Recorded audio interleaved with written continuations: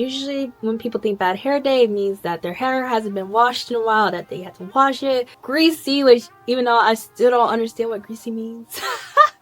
If you take out braids, you have to put it in a bun till you wash it.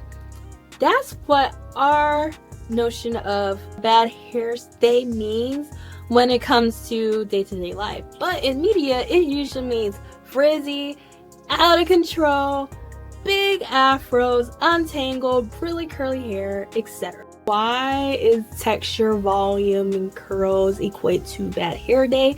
And not to mention, usually when a character has a bad hair day in the episode, there's such extreme reactions. Literally, people are like, oh my gosh, you need to change this. Your life is over. I have several case studies, okay? Because let me tell you my argument. So my argument is when a bad hair day happens for darker skin, it mainly deal with the texture of the hair versus when it comes to lighter skin characters, it's usually based on a bad dye session. I would also say that lighter skin characters, they can also have bad hair days dealing with the texture of their hair. I see this happening mainly when they're getting electrocuted and they have an afro or 4C hair. This is kind of weird when you think about it because characters getting electrocuted, it seems to be funny. So they're viewing 4C hair to be funny. Court is in session. First case study is Lynn Belcher from Bob's Burger. In this episode, she became a blonde. They were counting her gray hairs and she's like, oh no, I need another dye job. So she went to hair salon. You ready? Ready! Ta-da! Oh my god! Uh-oh. And the hairstylist, I think she got mixed up with the dyes. She had really bad streaks in her hair. And the hairstylist was like, oh, Lynn, you should just go blonde. Like, blondes have more fun. She's like, okay, I guess. So she turned blonde. That was her bad hair day. She was more confident in herself, even though other people didn't like her hairstyle. She loved hers. And because they have a bad dye job, they reframed the story as into like, oh, this character needed this, so they have more of a confidence boost than what they actually look like. This goes into case 2. Boom, boom, boom. Case 2. Francine from Arthur. Do you like it? No. Off tangent, but this is really why Buster really be pissing me off because he don't gotta say anything. Like him, he don't need to talk about anyone's hair, okay? I love Arthur, but like I was confused as to why this was such a problem. I didn't understand the big deal as to why Francine having a cute curly afro was depressing. Throughout the whole episode, people were making fun of her. People were like, her life's over. She needs to go back to the regular Francine. Why did she decide to even switch it up?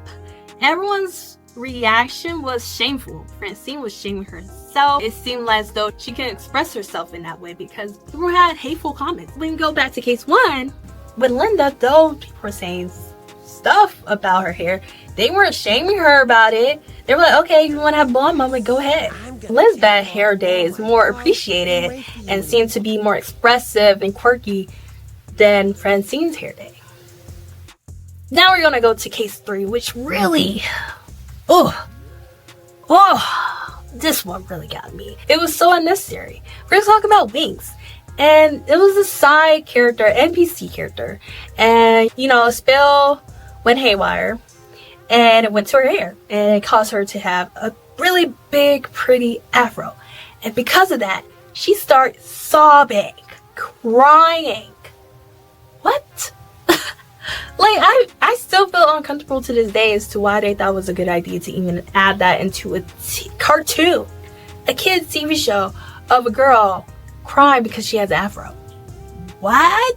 It just shows that her afro was unrecognizable in the series. I don't think, outside of her, I don't think I've seen any other character who had an afro, which is weird because you think because it's fairies and witches, there would be more people with afros. Like, well, I guess Storm did have a texture afro outside of everyone else. You think more people would have more textured hair in a fantasy. The way she reacted, it seemed like it was unacceptable to even have that hair in the freaking school. Like, everyone was supposed to have straight hair. Literally, the message that was in was big hair equals loss of beauty. It shows that having good hair equals societal acceptance, societal validation. You have to have good hair to be accepted. When it comes to cartoons, I also see this too with characters who have curly hair. They're usually more chaotic. People would say it's usually easier for the animators to showcase their personality through appearance, the character design, which I get. But why is it with curly hair or big hair that means they're chaotic or they have no discipline?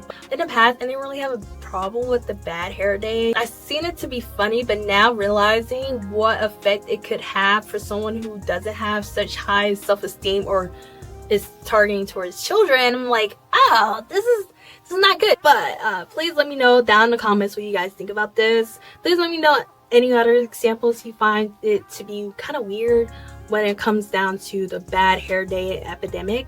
I hope you guys like this video. Please leave a like, comment, and subscribe. And I will see you guys in the next video. Bye.